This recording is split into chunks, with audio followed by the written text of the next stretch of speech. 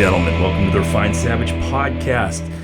Hey, new sponsor on the show, Stay Classy Meats. Stay Classy Meats was founded in 2018 out of Bozeman, Montana. Stay Classy Meats is a service that will deliver high-quality, nutritious meats to your house. I got my first shipment about a week ago. Big giant cooler showed up at the house filled with things like bison and elk and pork sausages and chicken. I couldn't have been happier. It was like Christmas morning. They use small batch farming in Montana. They know where every piece of meat is, where it comes from, how it was raised. There's no hormones, there's no fillers. They're grass-fed animals. They are treated humanely. They are butchered humanely. They are brought to you quickly and easily in their giant coolers. Really great stuff. All these animals live healthy lives, and they're transported low mileage, so they're not coming from outside of Montana. The meats are shipped directly from the source, 24/7, 365 days a year from their online market. You can check out the subscription and save on your meat when you set up to get a box at your desired frequency at www.stayclassymeats.com.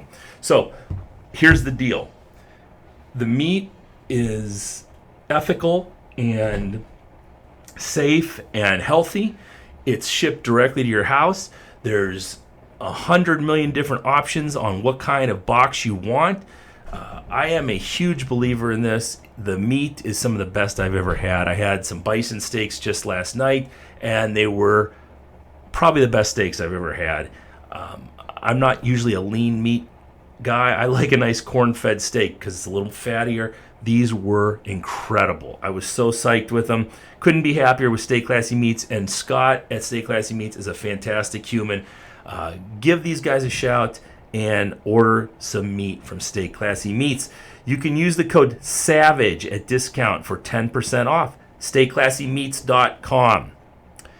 Viking Coffee, our first sponsor, Viking Coffee. Evan Armstrong is brewing the best coffee around. They brew our Old Man Strength coffee through Refined Savage. I have a ton of it at the house. It's the only thing I serve my guests. You should too. Go buy some Old Man Strength coffee, and while you're there, check out his other flavors and grab some of that too. Evan Armstrong is a huge supporter of the show. He's been on the show. Check him out. Give this guy some love. VikingCoffeeCo.com and use the code VikingCoffee10 at checkout for 10% off. Cerberus. You guys were just at Nationals this weekend. You saw Cerberus everywhere. The top athletes were wearing the sleeves. They were wearing the wraps. They were wearing Cerberus t-shirts. Sponsored athletes and non-sponsored athletes alike. People know this is the best gear around. For you Highland Games athletes, I highly, did I say highly enough? I highly recommend their knee sleeves, 7mm and 9mm. They are supportive and strong, and there's everything you could want in a knee sleeve. I am super psyched on them. Give them a try today, and they've got a ton of other products there too. Give them some love. Use the code REFINESAVAGE10 at checkout for 10% off. Cerberus-strength.us. Warrior CBD.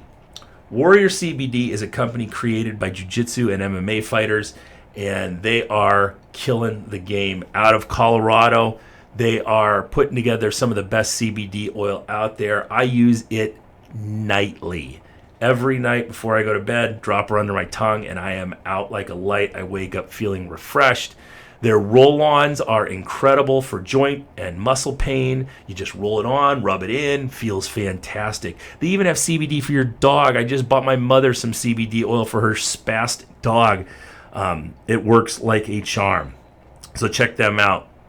Serious Steel. If you are looking to upgrade your home gym, start a gym, outfit a gym, you're a high school coach who needs equipment, or if you just need some dumbbells for your basement, Serious Steel is the place to go. I know they were good people even before I ordered from them, because Chad Clark was the guy who got me in touch with them, and Chad works for Serious Steel, and Chad is the most honorable man in strength sports. So check these guys out. Order all their gear. SeriousSteel.com. Use the code SAVAGE at checkout for 10% off. And finally on the show, Midwest Best Grooming. You heard Fred Lozano on the show last week, and what a character. Love that dude. He will be on again soon. Check out Midwest Best Grooming. I love their Hemingway Beard Balm. Keeps your beard fresh and smelling good and soft, so it's not like a Brillo pad, but they have all sorts of products from beard oils to lip balms to hand creams. You got to check them all out. mwbgroomingco.com. mwbgroomingco.com. Use the code SAVAGE20 for 20% off at checkout. Today on the show, we have the beautiful, the lovely, the brilliant, the ball-busting Erin Renee, my beautiful wife. She agreed to marry me years ago and agreed to come on the podcast just a few weeks ago after we'd had about 10 or 11 cocktails, which always leads to a good show. So we did it all. We hit all the bases. We went from books we love to how to become better humans and everything in between. I think you're going to love this episode. So check it out, and we will see you at the end. You're recording now. You're on the air. We're live? Well, no. This will probably be out like in a month from now. Oh. But we're being recorded right now as we speak on our brand new Yeti microphones. They're beautiful. So everybody message us and tell us how great or how shitty the sound is so that I can obsess and buy more microphones if it's not good. Or don't, because he's just crazy about buying microphones. Right. Well, now we've got good ones. So hopefully this one and the Jessica Padilla one were the first two on these mics. With two of these, right? With Before two it was mics. just It was one just of these. one Yeti mic, yeah. So Yeah. now we're on two mics, and hopefully the sound, we got headphones now, and But you don't use them, they're just on the table. well, I use them to make sure your sounds right in the beginning. Oh. All this stuff is courtesy of our brand new sponsors, Warrior CBD, Viking Coffee, Sirius Steel, and Cerberus. And who knows, by this time, hopefully we'll have a couple more sponsors. But as of this recording, that's who we have right now. So we have been out for dinner, and it is 8:41 on a Saturday night, which is excessively late for us, or at least for me. And we've decided to come to the studio to do a podcast after having a couple cocktails. Again. And we have each literally had a couple cocktails, and Erin is shit-faced. So I'm not shit-faced. you're slightly shit-faced. You always say I'm shit-faced. I'm not. I'm a little tipsy. I'm fine. Barbosa rum is not No? great. Well, it's not the best rum. That's I've what ever Target had. offers. Right, So, Target rum. In a pinch. We got some It'll do. Barbosa rum. All right, what are we talking about? Did you see? I showed you. What did you think of Arnold getting drop kicked today? I thought it was terrible. Where was he? He was at some sports festival in South Africa. That guy's a douche. Came out of the crowd. We came out of the crowd first. There's one angle where he came out of the crowd. He was like waving at the crowd behind Arnold, and Arnold's security backed him up. And then a couple seconds later, he comes flying in like giving him the flying burrito, like he's Tito Santana or something, and kicks him into the crowd. But he barely moves. Like the other angle, Arnold barely moves, and this guy like falls and slams on his knee, and security jumps on his back. The one thing I did notice, though, is that Arnold needs new security, because not only did they let that guy drop kick him, but when they did go to grapple with him, he just basically had a big fat guy who just laid on top of him and bear hugged him. That's not true. He did. The guy just kind of laid on his back. He was on all fours. He gave the guy his back. If Arnold would have had like a good jiu-jitsu practitioner, he could have locked the legs in. I think right now what you're trying to do is audition for Arnold Schwarzenegger I would have security done man. a lot better than that chubby guy who Let's talk was about late to the party. your current state right now. How fast would you Right have now, moved in?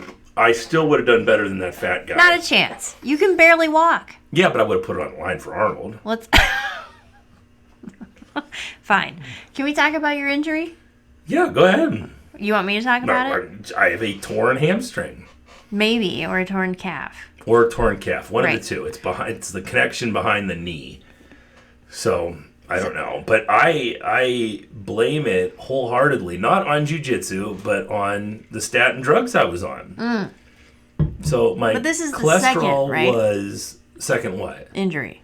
It's the third time I've torn both hamstrings. Once on the right, twice on the left in a matter of 2 months. Yeah. And before this, how many muscle tear injury type injuries? So did you have? 25 years of Highland Games, 17 years professionally. I had 0 hamstring tears. And you've been lifting for how long? Since I was 12. Since you were 12. And you are now 35. I am now 45 years old. Right, 45. And I went on statins because my cholesterol was 300, which some people say is high and some people say is not to be worried about. And then apparently the new scale came out and it's moderately borderline high. But I went on statin drugs and... So what are you taking? What's right now, what am I taking? No, I don't when you were remember put what on. statin I was taking. Okay. You don't remember I was taking what a kind half a pill a day. Okay. I don't remember what that it was. That doesn't help.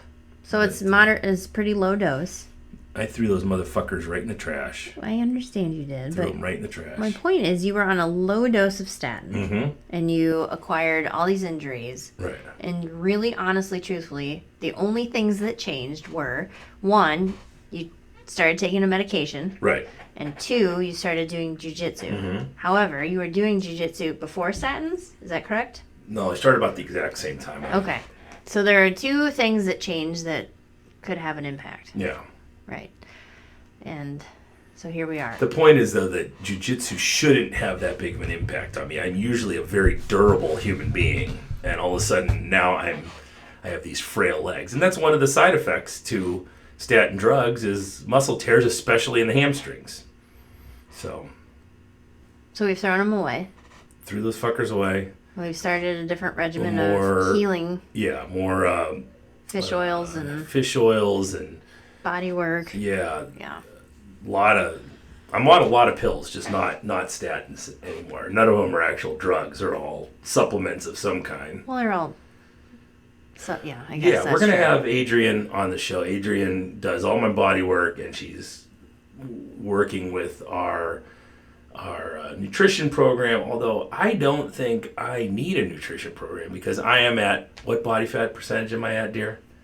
8? 8%. I'm like fucking stage ready. You know how much body fat? Okay. You know what? Okay. Do you know what Carrie Overfelt's body fat percentage? 40. He's 37% body fat. Not. He is 724 weeks away from being stage ready. Listen, he is strong though right now. No, he's not that strong. Mass. No. He's old and chunky. I want to see you get on a stage. Can we just put you in some show? It depends as on you are right now. I need to see the money. Men's physique. I need to see the money. I could do men's physique. Yeah, I don't think you have the wrist mobility for that. Yeah, I do have thin legs now though because I can't train them. So all those guys seem to have pretty thin legs. Well, you wear board shorts, so it's right. really about calves. I could probably wear my cutoff sweatpants. Just be fine. Slumming it. Right. Yeah, I think we should do it. We should throw you into some show, and you could show up as the balded, bearded. I think 8%. That's like stage ready. You're very lean, dear. I'm very proud I'm telling of you. you. You're doing great. Carnivore diet. Carnivore diet. I'm telling you, an it's the amazing way thing to go. And when I stray from the way, bad things happen. So Stray from the way. if I stray from the way, if I eat something I'm not supposed to, if I eat something that's not on the carnivore diet, like cheating on my diet for me is like eating a small bowl of nuts. Or what happens when you eat a small bowl of I nuts? shit my brains out. It's ridiculous. So just a gem. I've married a gem. Yeah, well, as long as I'm eating meat, I'm good to go. All right, so should we talk about diet a little bit and what I'm facing next week? Yeah, okay. Let's talk about this and about the nutritional survey you had to go through and the whole 9 yards. So I have not so recently, I guess, now turned 40. And amazing things. Well, not like 2 years ago you turned 40. Yeah, so not so recently. That's what I'm saying. So what happens to the female body post 40 is just fucking unbelievable. You reach cougar status. No, well, I am. I am a very soft, marshmallowy beautiful, honey. cougar. You're beautiful. Thank you, honey.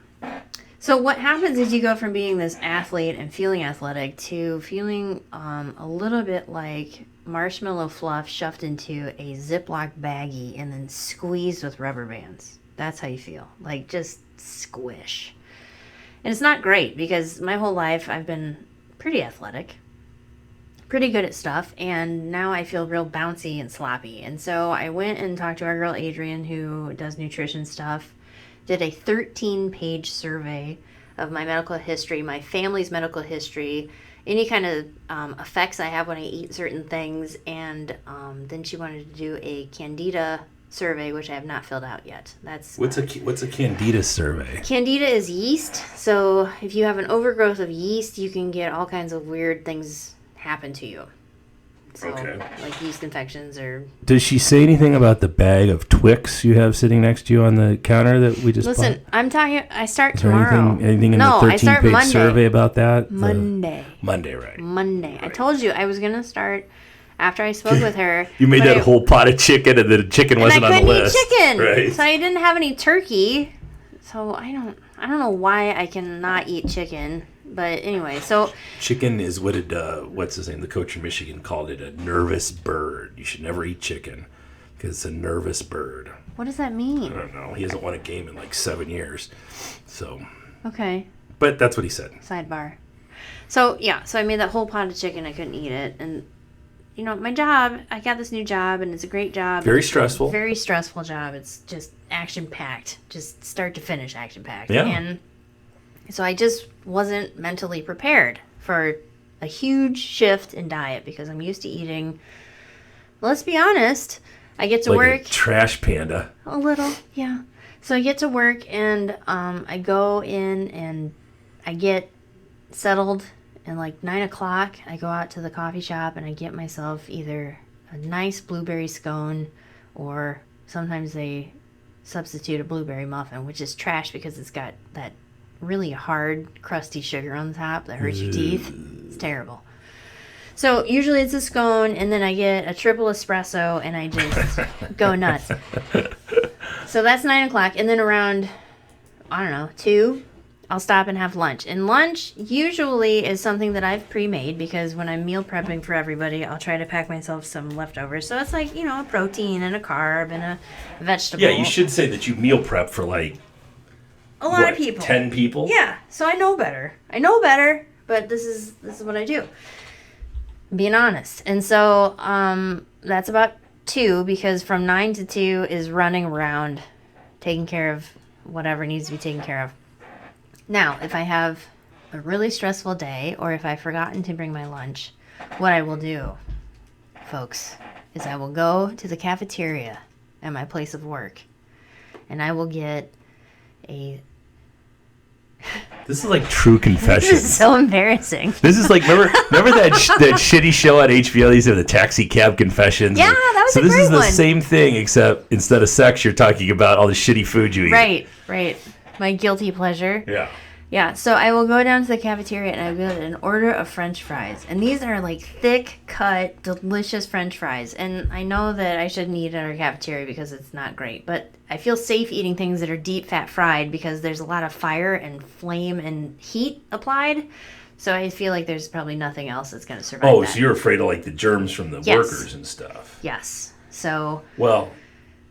What? Now, did we say where you work? No, we're not going to talk about that. So where Erin works is not the cleanest of environments. You go for deep fat fries. I've been there several times, and it's fine. It's fine. Well, if feces on the floor and that was from a dog. You don't know I that. Don't. You have no idea if that was assuming. from a dog or not. You're hoping it was from a dog. It wasn't in the cafeteria. Disgusting. All right, regardless. So I will go get... I would definitely go for the hottest, whatever the hottest thing is. Anything that's been torched. Yeah. So I go and I get fries, and then I go to the condiment station, and I apply mayonnaise to my French fries and hot sauce.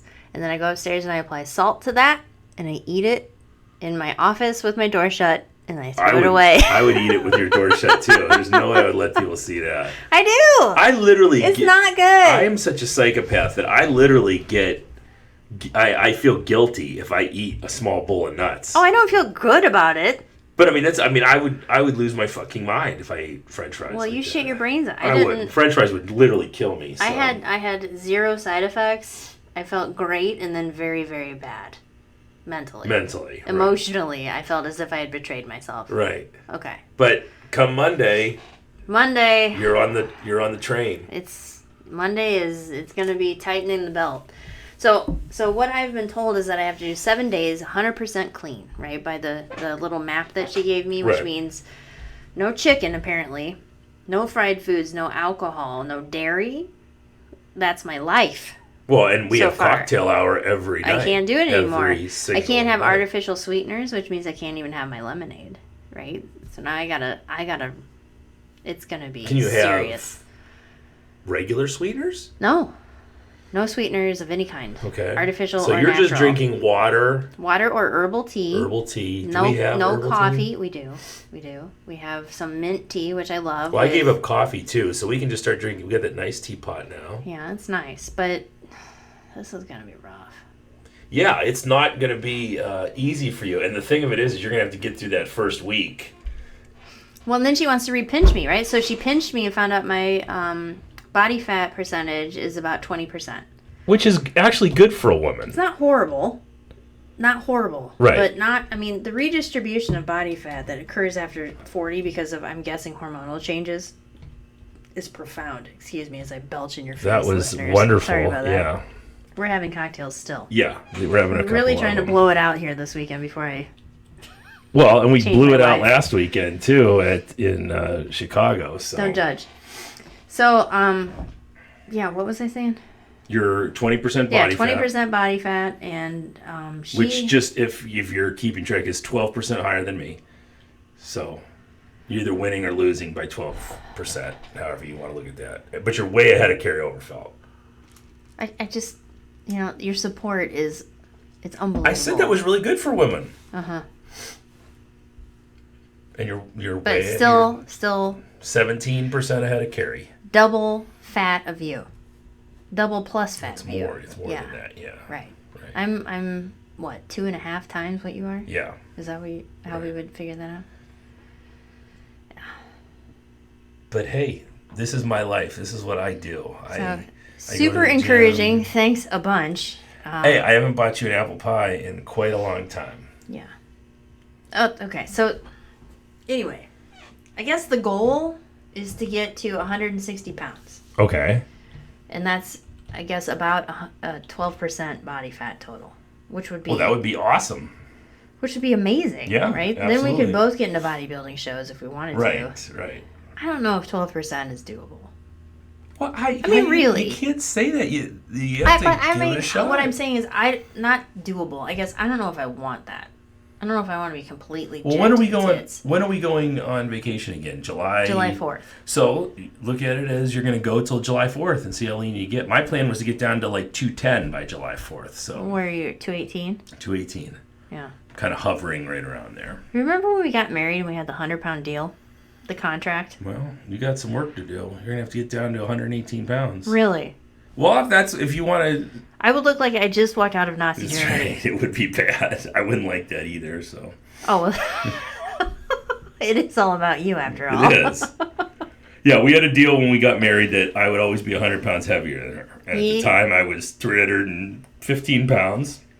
And he breached it within 6 months, probably, of marriage. Well, I got fitted for my suit, and then, what was it, like 4 months later, I came back to get the final fitting, and I was 40 pounds lighter, and the old Russian woman about lost her shit I thought on she me. was Italian. I don't remember. Maybe she was Italian. It's been a while now. She had an accent. I remember that. But she lost her mind. Well, you looked like you were in a potato sack when we got married. Yeah, if you look at our photos from our wedding, it was, You were a mess. yeah. So if anybody... I looked fantastic, though. You did look fantastic. Yeah. But if any of you 300-pounders out there would like a brand new suit, only worn once, give me a holler, because I'll never wear that fucker again. That sounds terrible. Hayden wore my tie from the wedding to his band concert concert? the other night. Yep. That's a good use of He that. said, "This is an ugly tie." I said, "Well, yeah, it wasn't the best, but it matched everything, so I don't know." I'm going to stab him. Yeah. Yeah. We're in the process right now of trying to talk Hayden into moving to to St. Pete Beach in Florida. So that is our goal. We're going to bribe him. We're not going to bribe him. I bribe him. I totally bribe him. We're going to show him the light Right. and how to prevent injuries in his sporting career as a young athlete. and hopefully introduce him to a new way of life. Yeah. Well, that doesn't involve winters. For those people down in St. Pete area, we will be in town July 4th weekend. So I think right now we're scheduled to be there the 5th, 6th, leave the 7th, but I think we're looking to extend that a day or two. Yeah, hopefully. Whatever I'm that tired weekend of going for 3 days. We got a lot of 3-day trips coming up. Mm-hmm. So if you know what will entice and tantalize a 14-year-old boy, other than 14-year-old girls, right, that enjoys fishing, football. Not as much into it as he used to be. No, but I think we went deep sea fishing. Yeah, he'd probably dig that. We caught a shark that one time. It was pretty cool. Well, and Kibwe, I talked to Kibwe about working with him in the hammer throw, so hopefully if he comes out and throws hammer really well, he might end up digging it. Yeah. Yeah. Whatever we can do to get there would be great. Yeah. And keep him safer.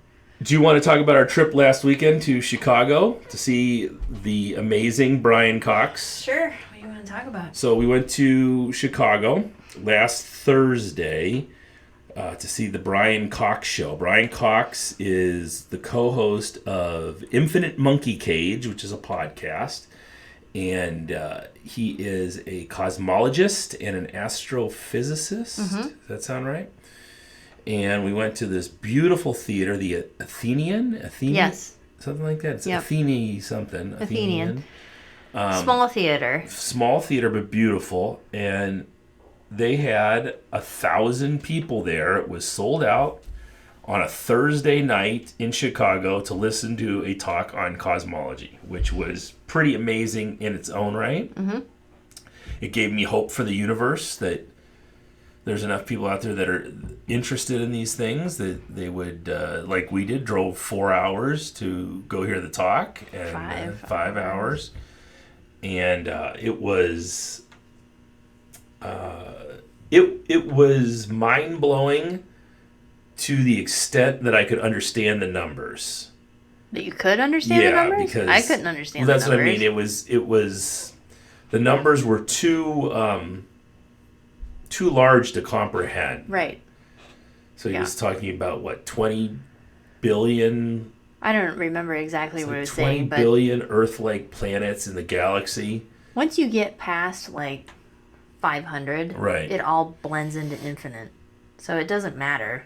Yeah. It's a lot. It's more than I can comprehend. And what was he talking about? Galaxies in our universe, there were so many, and then beyond our universe, there were other universes that had just as many. I don't know. I don't remember the steps of how they could see the farthest they can see with the technology that's available is they can see the glow from the Big Bang.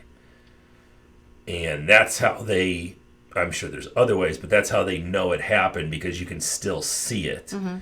And when you start talking about how that's 80 billion light years away, so we're just getting the light from it now, that's when it starts getting, so your head starts to swim a little bit. But, right. So it's like you're seeing things from so long ago. Yeah. Because they're so far away. Yeah. And that's incredible. Yeah, and he talked about black holes and event horizon and your lifeline. Do you remember that? Yeah. That was really cool. He talked about how when you're born, if you take the same equations that are applied to the fabric of the universe and you apply them to you at the time of your birth, what it does is it comes up with this conical graph of potential, right? Yeah. Yep. So within that conical graph of potential, there are many experiences that you can have, but anything beyond that is unattainable, because if you travel at the speed of light, which is how they calculate this graph, these are all the things within the speed of light that you could attain within your potential lifetime, which we don't travel at the speed of light, but what they're saying is that inside that cone, there's potential for you to have many vast random experiences, and outside of that, you can't reach it because you just can't get there. And that, to me, was the most aggravating, unnerving, but beautiful explanation of what you can possibly do in your lifetime. Right. And how much you're never ever going to see because you just will never get there. Right. But how much time you spend on the couch that you should not be spending on the couch. Yeah. It was just like, oh my God, let's go out and do everything we can do tonight forever and always, and then maybe sleep for an hour, and then go right back out and do everything we can do because I want to fill up my entire cone with all these experiences. Right. And the other thing he talked about, which I thought was phenomenal, was that we are light benders. Anytime there's an event, there is like a pinprick in the fabric of the universe, right? So as you make events, those events create like tiny little gravitational pulls. Mm-hmm. And so anytime that you have an event or an experience, you are pulling all of the light from other people and other experiences towards you, which I thought was an incredible way to kind of explain your purpose or what we can possibly affect. Yeah. So I little Googling, 200 billion stars in our galaxy. 40 billion of them are like our sun. 11 billion planets in our galaxy that are like ours. So there you go. That's we talked about the potential for life on other planets and how it might not be a complex life like we have here on Earth. Right. But how like on Mars they've seen evidence that water existed there once. Yeah, he said he would be more surprised if there wasn't life, if there hadn't been life on Mars at some point. Right. So maybe there's, single cellular life there. Right. And they've seen pockets of water, like actual liquid water, underneath the surface of the planet, which is exciting and also a little scary. But why is it scary? Well, because, what if there is something under there that we don't know that is older and wiser and more ancient than us and sees us as a threat? That's a little scary to me. Yeah, I don't know if it's any more scary than like AI and things that we're creating right now. Yeah, my guess is if I don't know. I wouldn't. I don't personally think that any being that would come to this planet would look at us more than we look at tribes in the Amazon. Kind of like, oh, fuck them, leave them, let them do their thing. They're basically just, one step above cavemen, and I don't think they care about us at all. Think about all the people in politics and how, power hungry things get. Not even power hungry, but if they're looking for resources. But I think that would be more reason for alien life to look at us like, look at these fucking apes, and then just destroy us and take whatever they want from our planet. Yeah, if they need it, or if they've gotten beyond that, they could be, they could be super intelligent AI at this point. Maybe, yeah. Could be the next step in evolution is we create the next, sentient being, which is AI, which would make more sense. It would be the next evolution. Would be a being that doesn't need food and water and sex and shelter, and he just wouldn't need any of that stuff. You think that makes more sense than what? Than us who gets cold in the winter or have to stop every 5 hours to eat something or has to sleep 7 hours a night. And I guess I don't understand where you're going. Well, if we created an AI that was far superior to us intelligently, and doesn't need doesn't have any of the restrictions that we have. Right. So that would be the next step in evolution.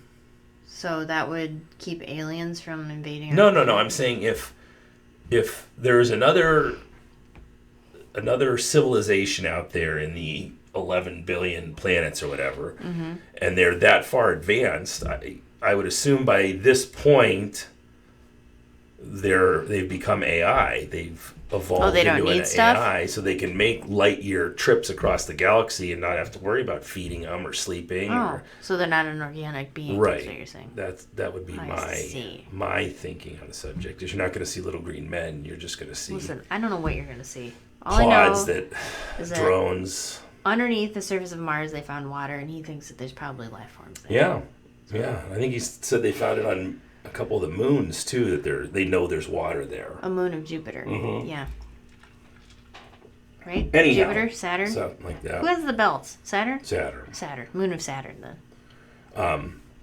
But yeah, it was awesome. It was great.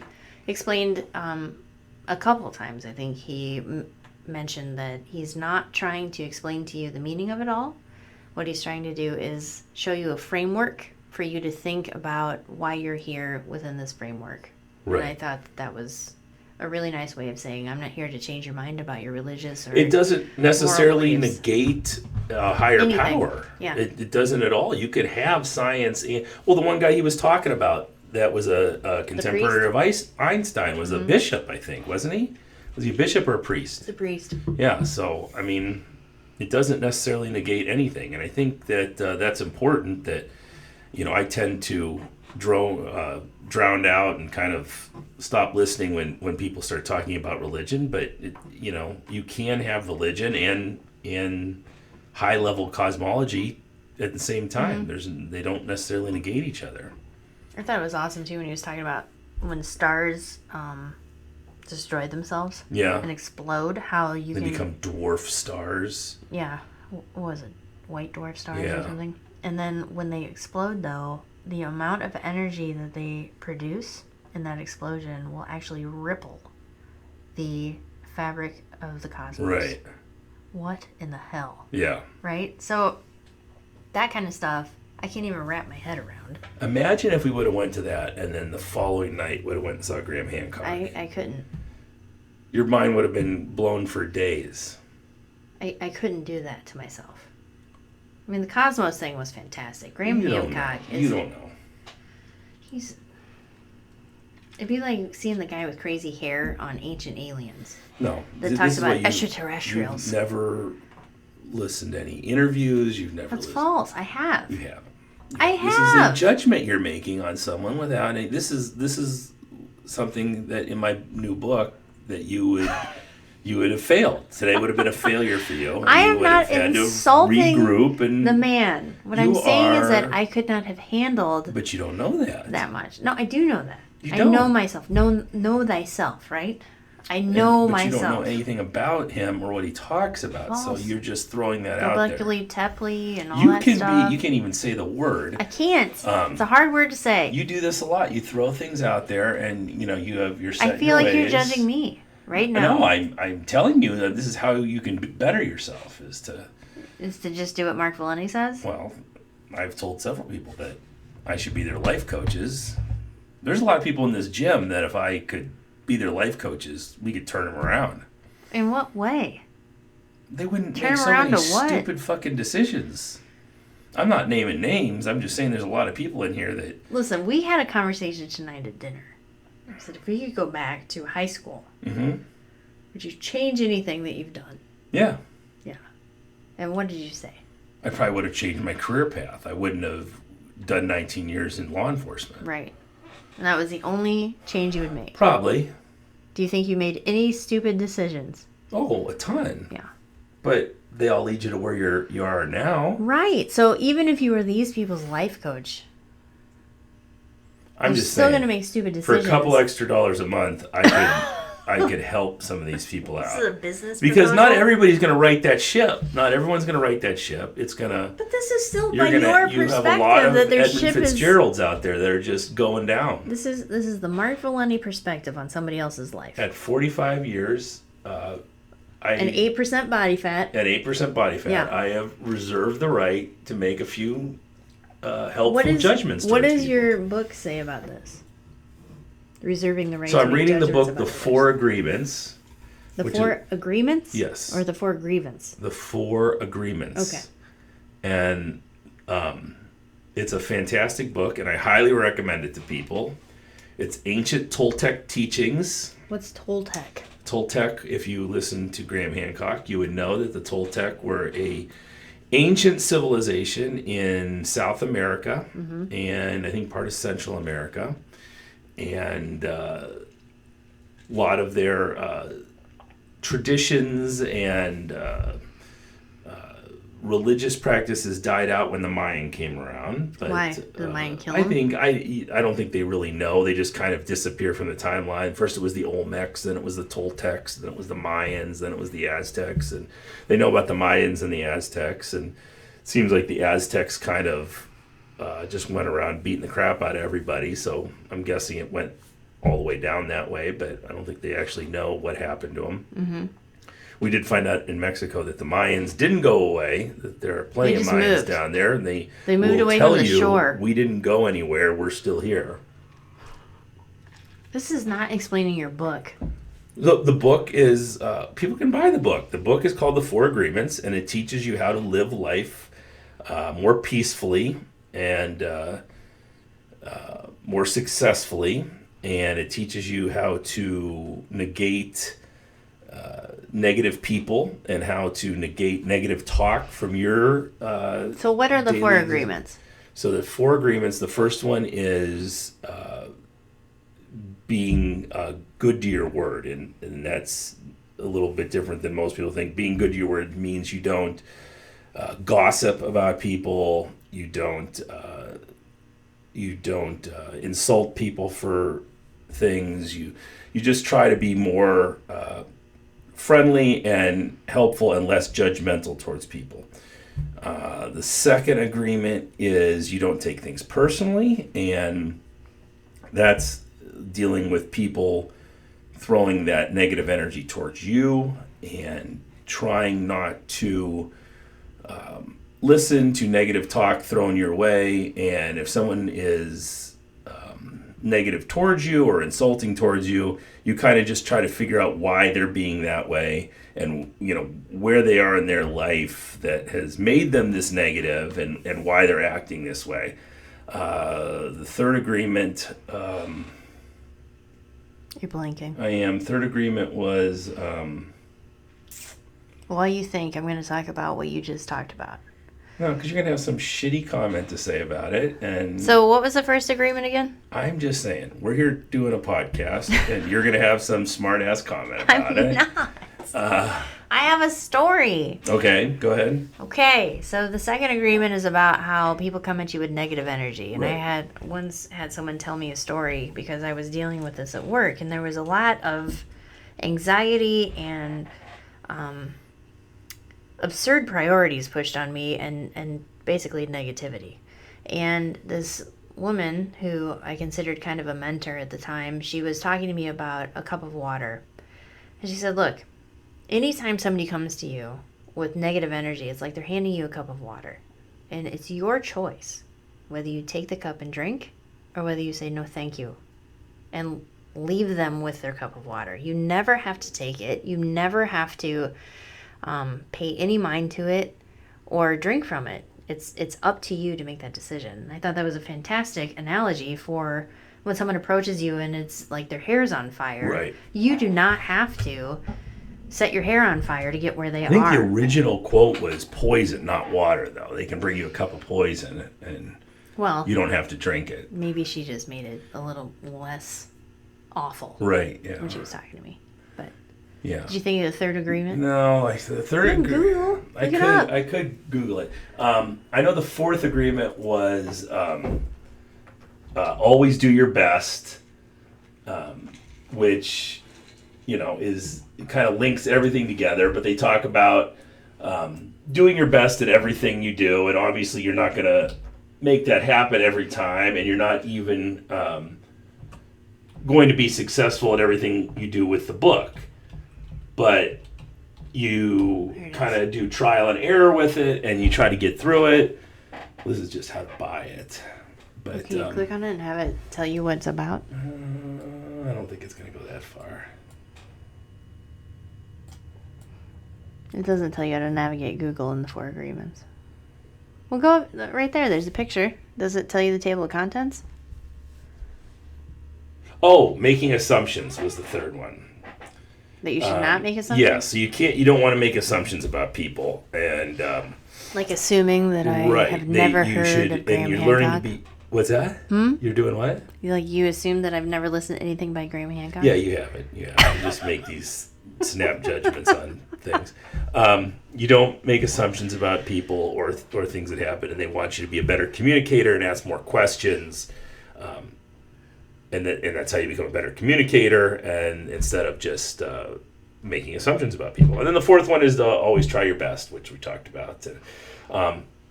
So how are you applying this in your own life? So I read one agreement a day, and I just tried to slowly implement it into it.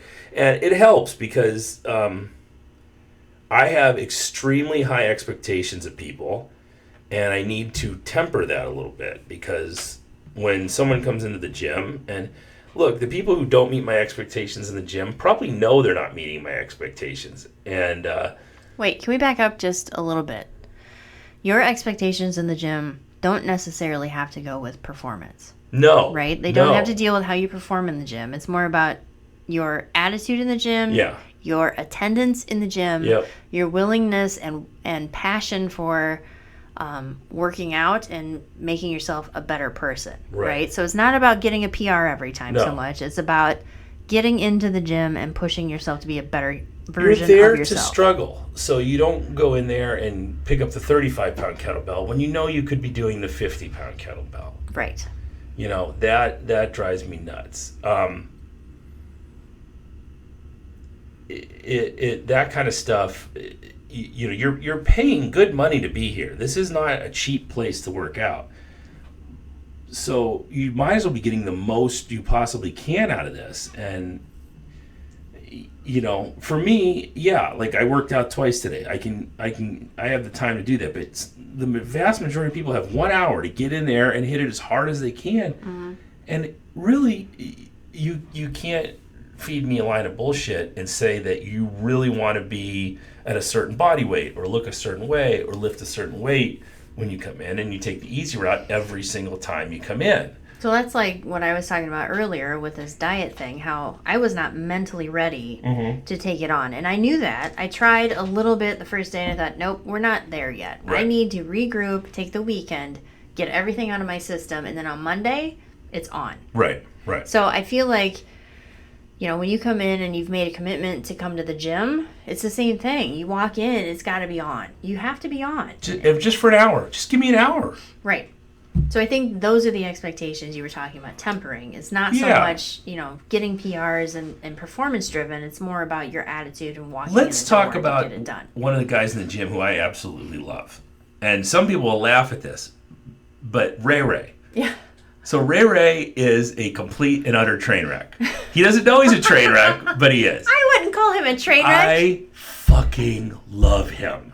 So every time he comes in the gym, I start smiling and giggling as soon as he comes in. Back up. Let's explain. Let's describe So Ray is a young 20-something kid, just graduated from college, has the world by the balls. He's taking pictures of himself, dressed as only I can describe as a pimp on Instagram. He's wearing Gucci shorts to do Atlas stone lifting in because it has to look good on Instagram. He does all this crazy shit. He showed up for Odin's Challenge with not one, but 2 dates.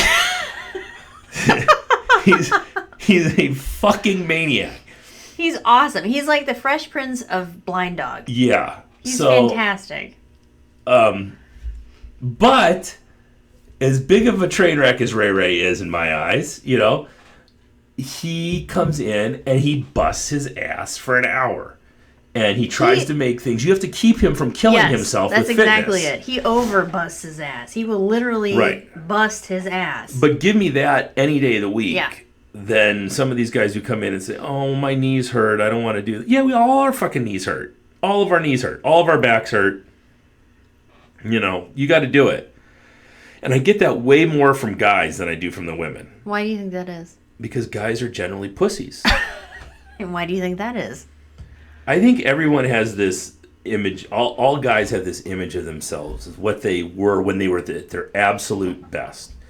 So we talked about body image last time we did this podcast, where women, no matter how they look or how they do, always have this voice in their head going, oh, you're ugly, you're fat, you're not doing enough, yada, yada, yada. Right. Never good enough. Guys all see themselves as when they were 16 years old playing high school football. And now they're 47. They still see themselves that way. Do you see yourself that way? I think I'm in better shape now than when I was 16, for sure. But mentally, do you feel like you're like, yes, I'm the king of the world? I don't feel any different than when I was 16 mentally. Okay. My body has, from time to time, neglected me, but... Let's talk about Wednesday night. What was Wednesday night? Wednesday night when you got home from jiu-jitsu. Oh, yeah. Okay. So Wednesday night, Mark walks in. Wednesday night was a long night for us. I had an event after work for the Oncology Nurses Society of Cleveland, and so I was at the Rock Hall of Fame. And it was... Any time that Erin is not home from 7 to 8:30 p.m., I'm like, game on. Let's go to jiu-jitsu. Right. So, which is fine.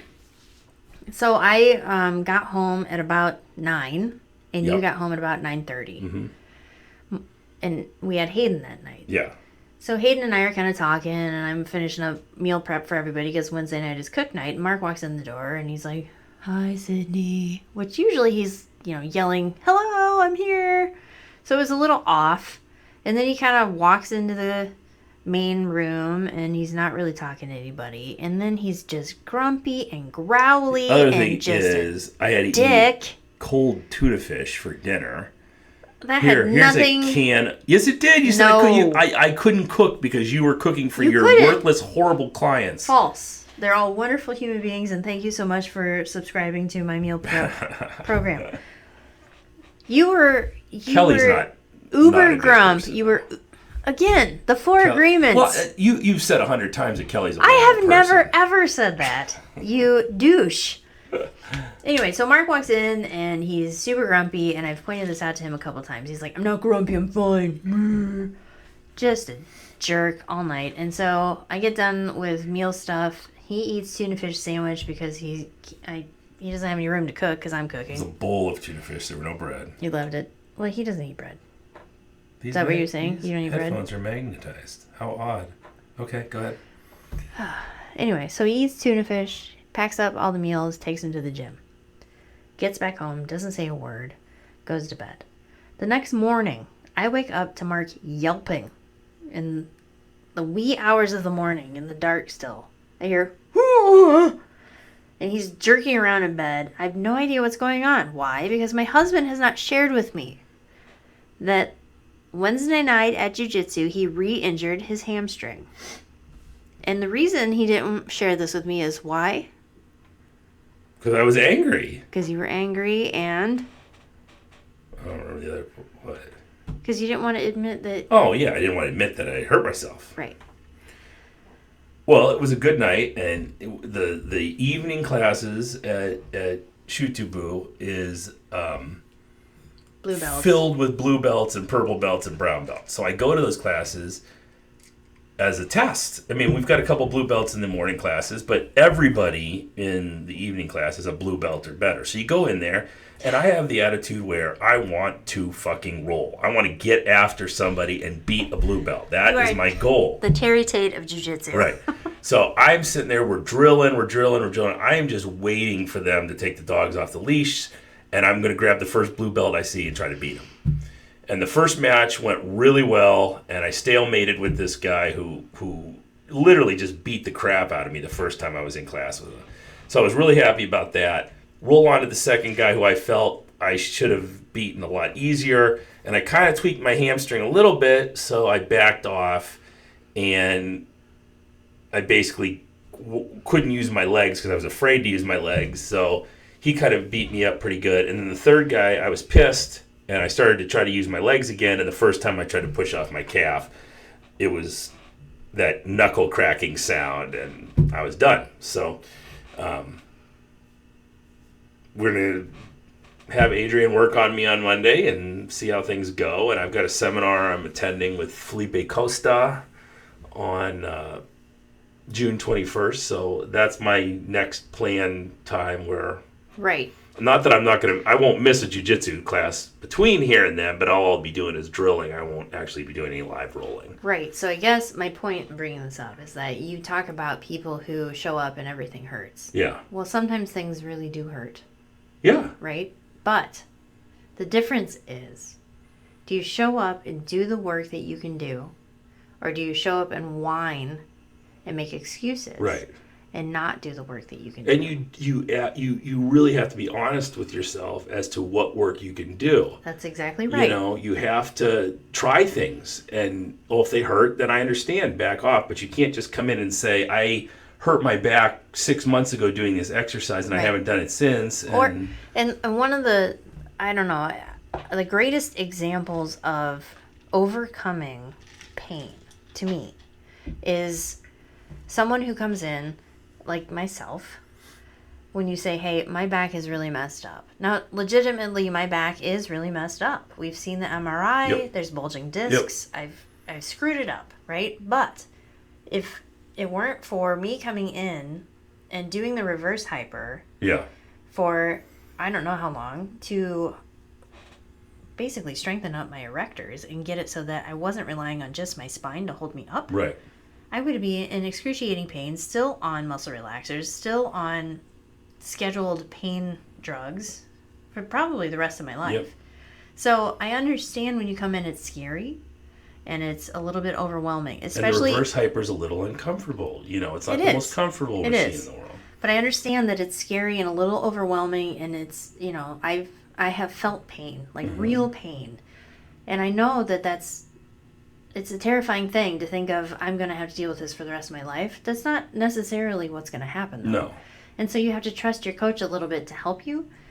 But anyway, going full circle back to where we started from, was you tempering your expectations of people and using the 4 agreements to help you do that. Yeah. And so now that I think that we've explained everything, right, going forward, and talking about how people come in and it's like, this hurts, or, I'm actually injured.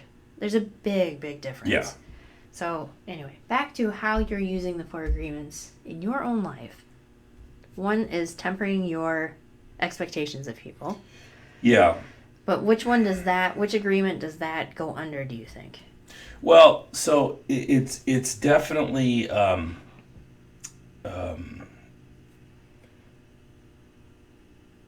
you're trying to not make assumptions about people as far as why they're doing something. Why are they quote unquote wussing out? So you try to figure out where they're coming from a little bit. And look, some people they're not going to come from the place. They're never going to do what you want them to do. And that's when you're dealing with masses of people. I think it's important to focus on the people who are doing things well. And after a certain amount of time with the people who aren't doing things well, you just have to give them whatever you can give them. And you try to give them the best coaching that you can, but you don't go home at night and be upset that so-and-so didn't squat the weight she was supposed to squat today. Or you talking about me? No, I'm not talking about you. Mm-hmm. But I don't have connections with people anymore in the gym who don't invest in the gym itself. So we had problems. Well, when we had problems when we first opened the gym, where we had one group of people who, was like 2 or 3 people, leave the gym after I had invested a ton of time and effort and loyalty into them, and they went somewhere else, and I was really upset and I knew what was going to happen. I knew that was going to be a failed situation. I knew the people were going to go to this other gym. The coaching, it wasn't going to be what they wanted or needed, and I had them on a path, or at least one of them on a path to do very, very well. Yeah. And that was it's like a dagger in your heart. Yeah, because I had worked with this athlete since she was in the 5th grade, and she was, I literally thought of her like a daughter. And but what you have to do is realize that not everyone is going to have that same loyalty to you. When you come in and you sign the papers, you get my undying loyalty automatically, and then it's up to you to lose it. And there are people who lose it, But that's different, I think, than changing your perspective or learning that your perspective is a unique perspective. Yeah. Okay? And so when everybody walks into this gym, they have their own set of experiences and life choices that they've made. They walk in the door. Your perspective is your perspective, and their perspective is theirs. And I feel like, with this lesson, is you can't make assumptions that they've had the same journey that you have had. Absolutely, yeah. And so what you have to do is get in their shoes. Figure out what their path has been and say, okay, this is your set of tools. And I feel like you have this set of tools. We can get you to the next level by using your tools. I will show you how to use your tools. Right. And we'll move you forward step by step. The problem comes in, I think, when people don't either believe you that they have that set of tools to use, or they just refuse to use them, right? So if I come in and I say to you, look, it's been 8 years since I worked out, I've gained 45 pounds, my back is really hurting, and my knees are terrible, and I've been told by 3 different doctors I shouldn't lift weights. And you're like, yeah, I hear this all the time. Yeah. So let me tell you what I can do for you. We'll do a little mini assessment. I'm going to watch you do a few things. We're going to push you a little bit, and you tell me where it hurts, like for real. Yeah. And then we'll move forward from there. So it takes, honestly, a relationship building from that point. Right. Where you need to build with that person so that you can both move forward step by step. I think the problem is many times you have someone who's not going to commit to that relationship. And not going to commit to that plan. And that's part of the thing that I have had to learn to deal with, is that not everyone is going to commit to that plan. That's right. And it was different coming from the background that I came from, because for a while there I only worked with high level high school and college athletes. And every one of those kids would come in, and they were 100% willing to do whatever you told them to do if it was going to get them that shiny medal. Right. And then you open up a gym with people, sometimes they have more money than they do discipline. So they don't mind spending the $100 a month to show up once or twice a month, or once or twice a week, maybe once or twice a month. And that was really tough. So for a while there, I spent the majority of my time herding people into the gym. Like, these people would pay memberships and then not show up, but I'd have to like message them and go, hey, you got to get in here. You got to get in here. It was exhausting. Yeah. And I stopped doing that because I just want to work with the people who want me to work with them. And the other people are great. They'll come in and fill the classes. Well, and I think too, it's easy when you focus on the people who are not showing up to forget about the people who are here. That's exactly right. So you have like the good students who are always here, and it's like, well, yeah, you're here. Right. Yep. I can't focus that much time on you because I'm trying to get more and more people in the door. Well, who cares? I can deal. Focus on your people. I can deal with a girl who comes in once or twice a week and gives me some bullshit excuse why she's not in here, or I can spend the time working with Allison Beach, who never misses a class and comes in, every time and just keeps listening and improving and doing what she's told and getting to. But then again, Allison Beach has reached other goals in her life other than weight training. She's a lawyer and she's a mother, and so she understands the way that that Musashi quote where once you know the way, you start to see the way in everything. So she gets how to put the work in to get to a certain point. And I think that she also has a partner in her life who allows unloading, right? So there's often, they have, it's Allison and her husband, and they have 2 kids. And so it's often that, you have to unload. Right. I'm going to give you the children, and I'm going to go spend some time on myself so that when I come back to you, I'm 100%. Yeah. And it's an understanding of you both need to do that. You both need to unload for a while. And I don't think that that's available with every relationship. No. And we get a lot of women in here, especially, whose husbands or boyfriends will talk shit to them. We've had women in here who start getting stronger and stronger, and the boyfriends will start talking shit to them. That's a confidence problem, I think. Yeah, right? Yeah. And then, the girls will end up out deadlifting, or the guys won't come in here at all because they're scared to death. You wouldn't even know. Right. So the husband or the boyfriend that has no idea that they negatively just talk down. Yeah. And there's no reason for that. If it's self-improvement, man, go balls to the wall. Just go get it. A lot of times, though, and it's probably not just guys, but guys don't want a lot of times to see their women self-improve. Because why? You see that? I've seen that a lot where guys don't want their wives or girlfriends to lose weight and get in shape, because then why would they be interested in them? Other guys will think they're hot, you know? Listen, ladies, this is from your great lady friend Erin, who's very encouraging to all of you. Life coach. Well, I don't know if I go that far, but listen. I support all of you as much as I can from afar and from near. And if you have a partner in your life who talks down to you because you are going after self-improvement, I would strongly encourage you to reevaluate your partner and why they are talking down to you. That is the end of this now. Yeah, you see that a lot. But the people that do the best in here are the ones that drag their wives or drag their husbands in here with them, and all of a sudden now they're working out together. Yeah, go get it, man. Everybody gets to improve, you know. Okay, so we talked about lesson 1, sort of. What did we talk about? Don't make assumptions. And that what was the lesson other one? 3. First one is not talking negatively about people. Okay, so I think that there's a really good transition from don't make assumptions to don't talk negative. Yeah. Right? So once you understand that you're not to make assumptions about anybody else's journey, you shouldn't talk negative if they don't meet up to your standards. I've always had a difficult... Well, so I talk negatively about people, but it's very much in the ball busting, you're my little sister, I'm going to pick on you because I like you. I'd say 80-20. Yeah, I mean... 80-20. But one of the other things that I try to make a rule is that I don't say anything about anyone that I wouldn't say if they were there. So if I call you a name, it's the same name I'm going to call you when you're in the gym. It's not like I call you, you know, I would never call someone a bad name that I wouldn't say to them, you know, like if I'm picking on them. I'm never talking behind your back. If I'm going to bust your balls about something, I'll do it right to your face too, because I think that keeps everybody honest. You don't, if that's the rule, you don't ever want to say anything that you couldn't say when someone's right there.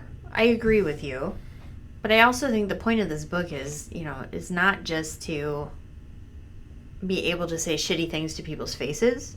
I think the point of the book is to reevaluate the way that you approach situations. Well, first of all, you haven't read the book, but anyhow. I'm just saying from what you've told assumption me.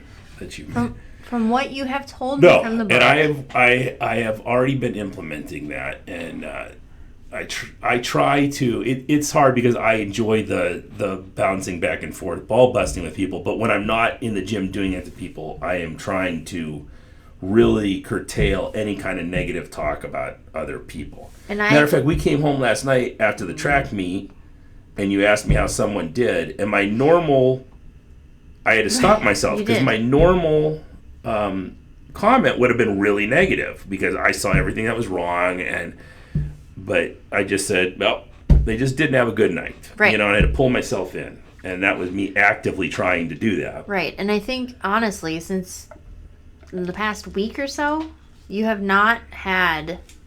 Sometimes there are nights when I will ask you, how was your day? And you will go on like a 20-minute rant about whatever happened, right? And I can honestly say that since you have implemented these agreements, there has never been a rant. It's been, my day was actually pretty good.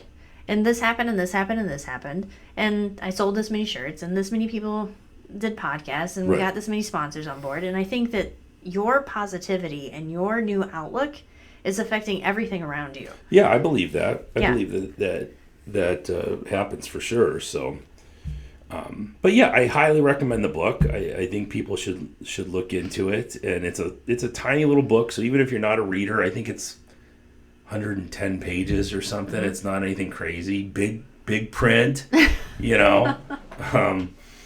So it's not bad at all. But check that out. 4 agreements. And it's like 4 inches by 6 inches. Yeah, it's not a big book. His name's Don Miguel Ruiz is the author. All right. So should we do our top 3 books? Yeah, go ahead. Go ahead. You go first. You're the reader. So are we talking like I had one when I was a kid, and then like if you were going to recommend 3 books for someone to read in a lifetime to make sure that they got as much information as possible to put them on the righteous path, as you say, what 3 books would you tell them to read?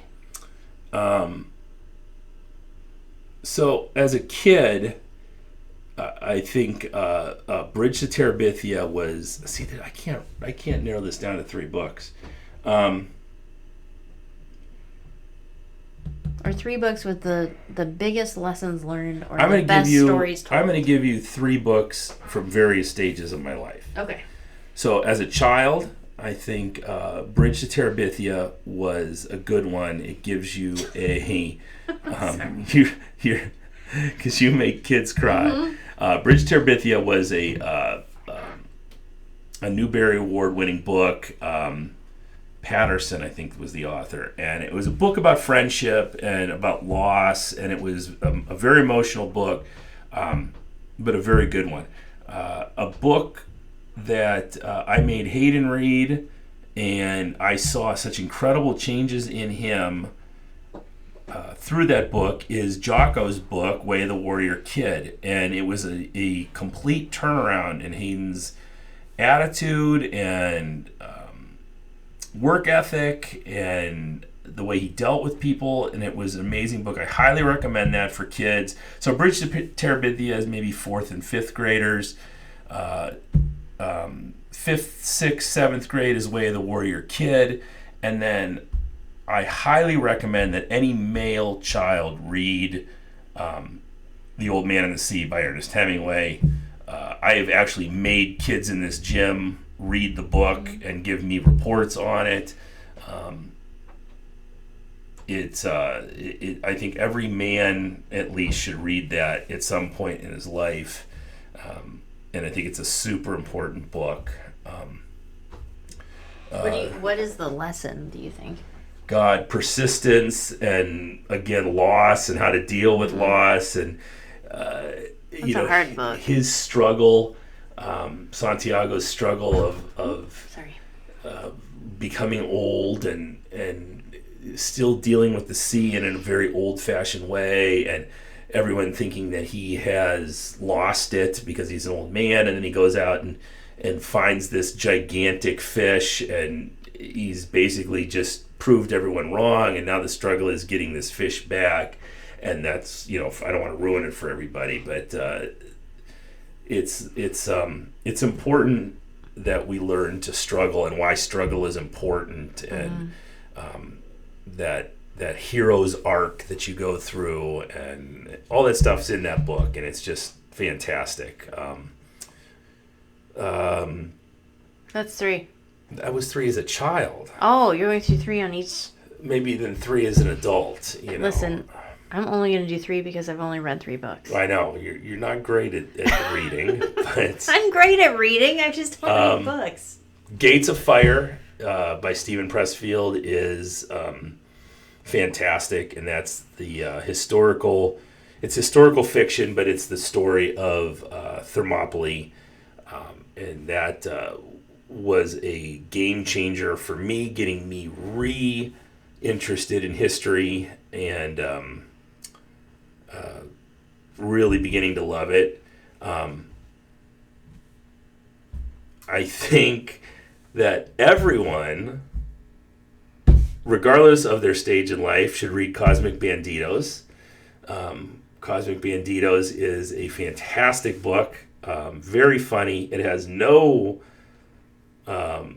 life lessons or ways to make yourself better. Well, it kind of does, right? So the one life lesson you can take from it is watch what you write on social media or otherwise, because it might send someone on off the deep end. A crazy fucking adventure. Right. Yeah. Keep it short on social media. And A.C. Weisbecker, great book, Cosmic Banditos. If you are into drugs or quantum physics or cheating girlfriends or dogs with bowel problems, the book has snakes. Everything, or snakes, or Mexicans, any of those things. It's a great book. It's a great book. I made Erin read that on vacation. We're on our honeymoon. Was that when it was? Yeah. Listen, I am not an avid reader, and I got through that book in like 3 days. Yeah. It was hysterically funny, and it'll keep your attention. I I'm not ADHD until you put a book in front of me, and then all I can think about is everything else that I need to be doing, and that one actually kept me focused. And then the last one I would pick as an adult, especially if you're a father with a son, is Cormac McCarthy's The Road, which is the complete opposite of Cosmic Banditos, and it's another story about struggle and fatherhood and a man's undying love for his son and what he's willing to do to help his son survive.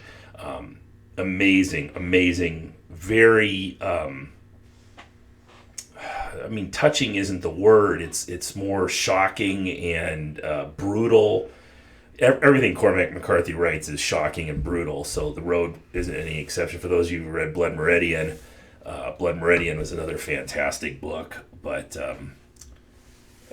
definitely check out The Road by Cormac McCarthy, because I loved that one. So those are my 6, and there's probably, I could name 50 other ones, but go ahead, you're 3. So, Mark has a library, and I do not. So, I'm not as interested in reading as you are. You like watching murder porn. I do. I really enjoy that. And I read a lot for work. Mm-hmm. So, by the time I get home, it's kind of like I'm over it. However, so I will say, my probably favorite book of all time is Ishmael. And I can't remember who that's by. Do you remember who that's by? No. I'll Google it. All right. So Ishmael is this incredible book, and it's about... so those of you who maybe don't know me super well, I am a hippie at heart. I'm very into trying to keep our earth... Daniel Quinn, that's right.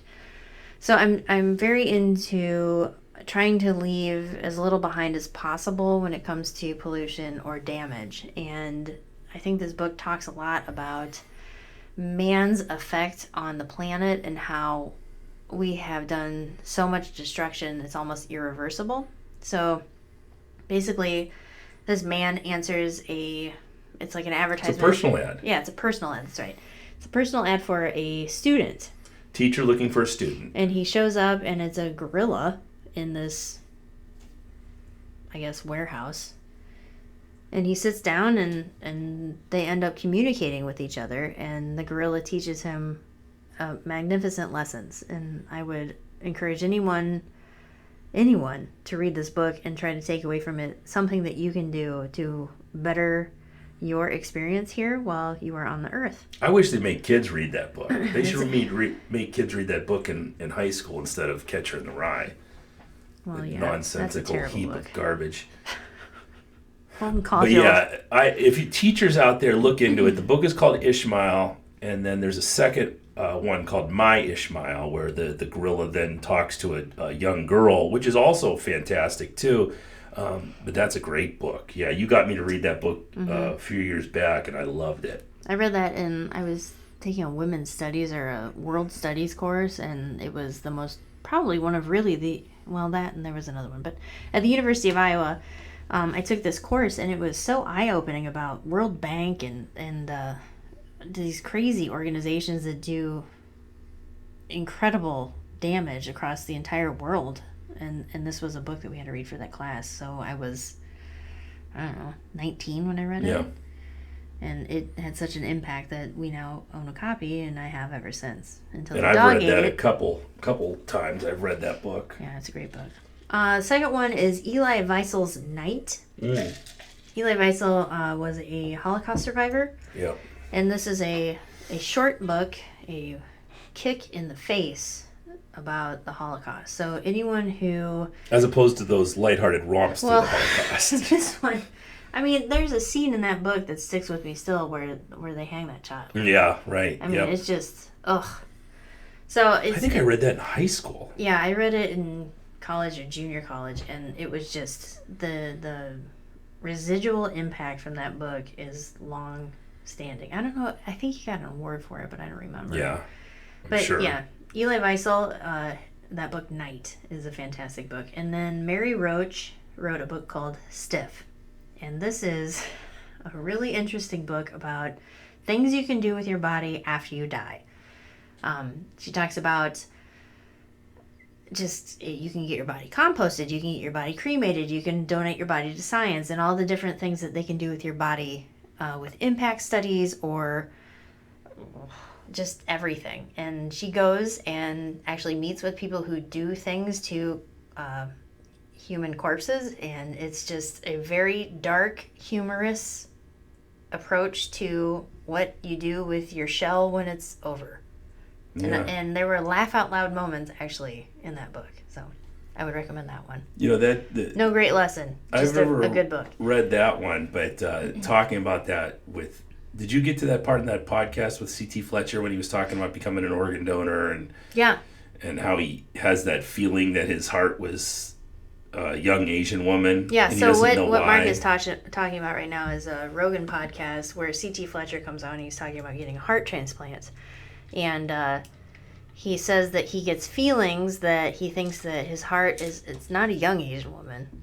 He thinks it's an Asian lady, and they told him that it's a female heart, and he freaked out because he read studies that female hearts in male bodies don't do well. And they told him that it was a heart that was about as old as he is. So he was all pissed off when he found that out. Yeah. But yeah, he gets feelings that it's a Asian woman's heart. It was amazing to see. I almost didn't listen to the podcast. Not that, I mean, C.T. Fletcher is C.T. Fletcher. I just didn't want to hear a podcast where he was dropping F-bombs and yelling about lifting weights. Still your set. Yeah, after a while, that gets a little old. And but I listened to it today, and it was an amazing podcast. His transformation after having near-death experience blew my mind, and he is a completely different human. It ended up being one of my favorites that I've heard Rogan do in a long time, just because you see this guy who's totally evolved just because the lights got turned down on him, and he got this feeling of peace and tranquility, and that there was more to come after death. And it totally transformed his life, and he's a completely different person now. And it was pretty amazing to watch. And those of you who know C.T. Fletcher from his YouTube videos, watch him, or from his other podcast with Rogan, watch him on this podcast, and you'll see an entirely different human being. And it was pretty amazing to see. And I'm a big fan of that. People transforming and evolving and making more out of themselves. And it's never too late. He's 58, I think, and he has a heart transplant. Yeah. He had, 2 heart attacks? Yeah, I don't know. And then he was, after the heart transplant, he was supposed to be just walking, and he was jogging and tripped and fell in the parking lot. And, yeah. Yeah. But, that was an amazing podcast. But no, I'll have to check out Stiff. I've never heard that one. I found it What hysterical. about the Gabby book? I thought you liked that Gabby book. Yeah, so Gabrielle Reese wrote a book when I was in college. I was, I guess, expanding my feminist roots, and I was studying sport, health, leisure, and physical studies, which that's a heavy workload. That's kind of like up there with use of the library. There were a lot of collegiate athletes taking these classes. I bet, yeah. I was one of them, right. But yeah. So in one of our classes, we had to do, and I was also taking a law class. I mean, it was not all easy. There were a few classes that were pretty easy. But this one class we had to do a book report or something, and mine was on Gabby Reese's Big Girl in the Middle. And this book was talking about disparities between men's sport and women's sport. And she was, if you don't know who Gabby Reese is, you should Google her. She was a professional volleyball player when AVP was a really big deal. And the one story that stuck with me out of there is she was playing in some tournament, and I can't remember exactly where, probably in California. And they were passing out beer bones. And if you don't know what those are, think about a plastic beer thing that looks almost like a bong, like if you took a Bunsen burn or a beaker, I guess is what it's called. A test tube almost. Well, not like a beer, I guess a beaker, because as the bottom is flat. Yeah, the bottom is blown out a little bit, and then it comes up into a tube, and then it opens up a little bit at the top, and those are called bones.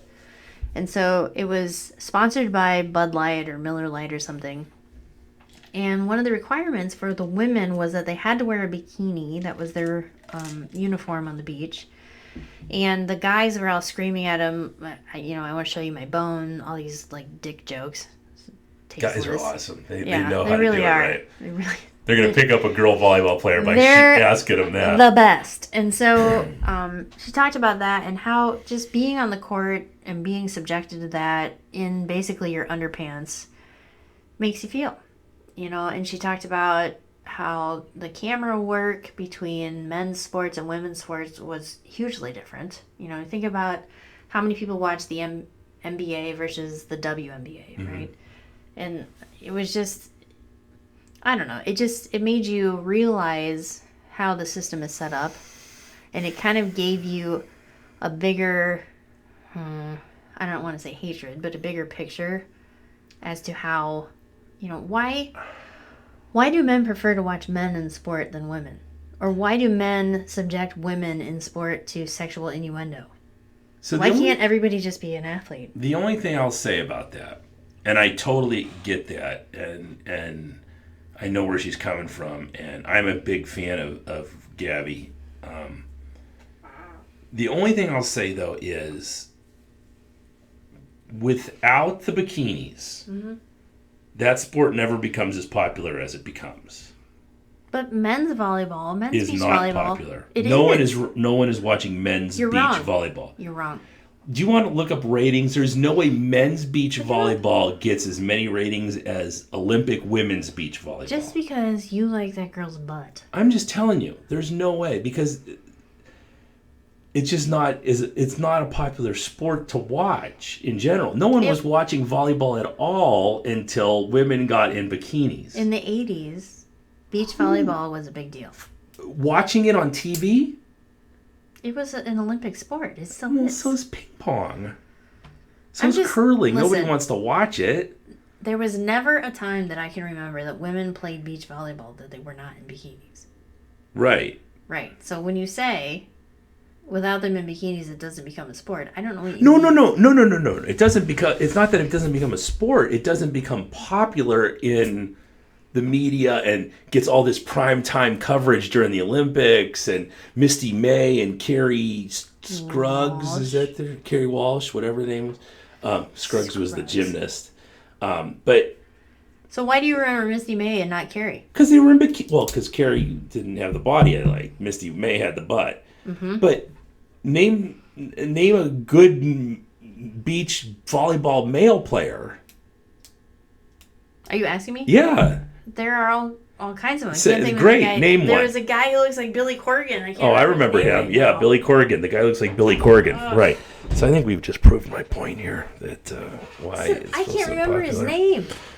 Also, I don't care. I'm just saying, I understand where she's coming from, and that would be humiliating, and I understand you not wanting... I wouldn't want to go out and play in a Speedo on the beach, but on the other hand, they made a ton of money. Who? The top-level women's volleyball players. Because they won. Not because of their asses. But the money wouldn't have been there unless they were in the bikinis. Why do you think that? Because no one would have paid attention. See, this is the problem. I'm not saying it's not the problem. I'm saying that's the reality of it. This is the problem, though. Absolutely. Yeah. But that's where the money came from. And now where is beach volleyball now? I have no idea. Well, yeah. It's crap. Nobody supports it anymore. It's sad. I mean, and this is a topic that's near and dear to my heart because when I was in Milwaukee, I helped stand up an entire women's league of volleyball. And that is even falling apart. So, Todd, if you're listening, dude, I feel terrible. I feel for you, dude. I do feel terrible for him. He put his heart and soul into that league, and the city took it away from him, and it's terrible. And the beach has gone back to complete disarray, and there's nobody playing volleyball anymore. And it was a very thriving volleyball community. They had the AVP come through a couple times, and now the AVP almost went under, and it's sad. It's sad to watch a sport that you care about almost fall apart. Yep. It's really hard. So, anyway. Yeah.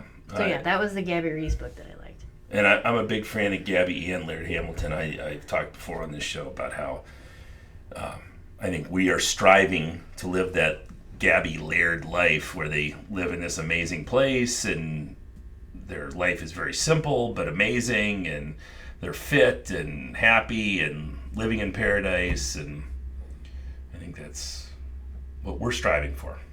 We do not live in paradise, dude. We're working on it, though. We're working on it. It's the next step.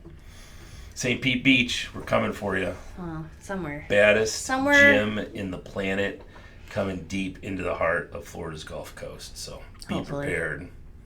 Atlas stones, sandbags, tires, get ready. Right. Yeah. Anything else you want to talk about? Yeah, I have a couple of questions for you. Okay, because this is... So would you rather... Oh, we doing Would You Rather? Yeah. No, I'm not going to play this. This is dumb. I'm not playing it's not dumb. Would you rather go to Iceland or New Zealand? And why? I've already been to Iceland, so I would go to New Zealand. And that's the only reason why? I think I've always wanted to go to both those places, and I've already been to Iceland, so. Okay. What about you? Well, I mean, I figured it might be a little different for you because of the Husafell. And since you picked it up and only got halfway around with your blood clot situation at the time, you are basically just an injury. This constant loop of injuries at this point. Remember in the Terminator when like half his skin was peeled off his face and like the robot arm was hanging out? That's basically what I am at this point. I feel like you're the guy, you're him in Total Recall where his eyeball is right. Like, things getting pulled out of his nose. That's you. Okay, so would you rather do Husafell, Scotland stones, or Denny stones? And why? I think I would do, I would do the rest of the Iceland stones first. We've already done the beach stones in Husafell? Yeah, but there's a bunch of other ones that I didn't even know about. So I think I would probably do those again and then do the other Icelandic stones. And then what? Scotland stones interest me. The Denny stones interest me. But there's something about Iceland. If you gave me the choice between going to Iceland or Scotland, I'm going to go to Iceland every time. Okay. I'm out of Would You Rather. I only had 2. Okay, that was it? Yeah. I'm almost out of booze, so... And I got a podcast in the morning, and it's 10 o'clock at night. We're doing great. It's 10:05. Tell me what's next on the horizon for you. What do you mean? As far as what? You. Well, I'm going to get back to health, being healthy. I am going to start taking yoga once a week. Where?